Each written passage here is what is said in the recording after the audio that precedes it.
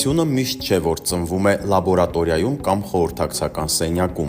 այն կարող է ծնվել նաև ցնցուղի վարագույրից ու համառ համոզմունքից։ Մարիոն Դոնովան մանկական տակդիրների ստեղծողն է։ Ծնվել է 1917 թվականին Ինդիանա նահանգում։ Սովորական տան տնտեսուհի էր և ուներ 2 երեխա։ Ամեն առավոտ վաղ արթնանում էր և լվանում երեխաների կտորե տակդիրներն ու անկողինները։ Ամեն օր մտածում էր, որ անպայման պետք է լուծում գտնի այս խնդրին։ Մի օր վերցնում է լոգարանի պլաստիկ վարագույրը և դրանից պատրաստում առաջին պլաստիկ տակդիրը։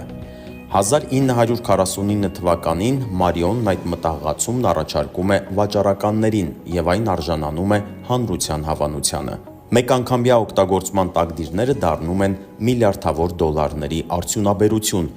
միլիոնավոր ծնողների ազատելով տանջալից առօրյայից։ Մարիոնը գիտեր, որ ստեղծել է հեղափոխական մի բան։ Նրա նպատակը եղել է խնդրի լուծումը, այլ ոչ թե փառքը։ Բայց Մարիոնի մտահղացումները այստեղ կանգ չեն առել։ Մայրիկի հոգսը ավելի թեթևացնելու համար նա ստեղծել է միանգամյա օգտագործման տակդիր, որպեսզի մայրիկը ստիպված չլինի ամեն անգամ լվանալ։ Մարիոնը օգտագործում է մի այլ թղթի տեսակ, որը ջրակայուն էր և չէր գրգռում երեխայի մաշկը։ Առաջին օրինակը ստեղծելուց հետո այդ միտքը առաջարկում է մեծ ընկերություններին։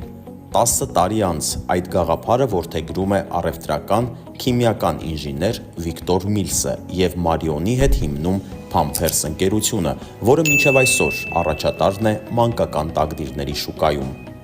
Մինչև մահանալը Մարիոնը ստեղծում է ավելի քան 20 օգտակար իրեր, որոնք այսօր էլ օգտագործվում են։ Օրինակ՝ ատամ մաքրելու թելը, հագուստների կախիչը, օճառի համար նախատեսված տարաները և այլն։ Մարիոն Դոնովան մահացել է 2014 թվականին 92 տարեկանում, թողնելով հսկայական ժառանգություն։